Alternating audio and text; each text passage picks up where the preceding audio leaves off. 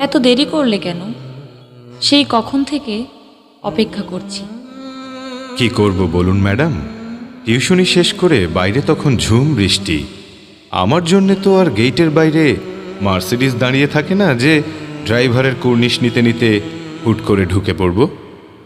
তাই ঝুম বৃষ্টি মাথায় নিয়ে কাদা জল ভেঙে গরিবের গাড়ি মানে দু পায়ের উপর ভরসা করেই আসতে হয় আপনার আমন্ত্রণ রক্ষা করতে। তবে আজ অবশ্য রিকশায় করে এসেছি, নইলে একেবারে কাক ভেজা হয়ে যেতাম। রিকশা খুঁজে পেতেই যা দেরি হলো। ইস, বেশ ভিজে গেছো দেখছি। কাছে এসো তো, রুমাল দিয়ে মুছে দিই।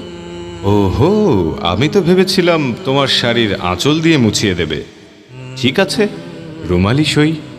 না মিস্টার, ওটা ভবিষ্যতের জন্য জমা থাকুক। যখন তোমার বউ হব তখন ইচ্ছেটা পূরণ হবে। আচ্ছা, আর যদি তা না হও, তবে আমি বুড়ো বয়সে পান চিবোতে চিবোতে কোনো এক বাদল ঘন দিনে বসে বসে রোমন্থন করব আজকের এই রুমালি ভালোবাসাময় সময়টাকে। নাতিপুতিকে তখন প্রথম প্রেমিকা আর এই রুমালটার গল্প শোনাবো। প্লিজ এভাবে বলো না। কেন আমি তোমাকে পাবো না? তাহলে তুমি কি আমাকে চাও না? আমাকে ভালোবাসো না? উত্তরটা আসলে একটু কঠিন। তোমাকে চাই, আবার চাই না। তোমাকে ভালোবাসি, আবার বাসি না। খেয়ালই রাখো, আমি পরিষ্কার করে জানতে চাই। তবে শোনো, আমার প্রতিদিনের জীবন সংগ্রামের নির্মম বাস্তবতা তোমার জানা নেই।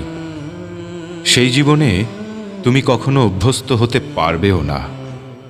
তোমাকে একটা প্রশ্ন করি। হ্যাঁ করো। একটু আগে একটা টঙের দোকানের ছাউনিতে গা বাঁচিয়ে রিক্সা খুঁজছিলাম। খুব শীত শীত লাগছিল। তখন চা খেয়েছিলাম ভাঙা কাপে। আধ ধোয়া সে কাপে লেগেছিল অনেক মেহনতি মানুষের ঠোঁটের ছোঁয়া। লেগেছিল থুতুও, যা এখনো আমার ঠোঁটে লেগে আছে। তুমি কি পারবে সেই ঠোঁটে চুমু খেতে?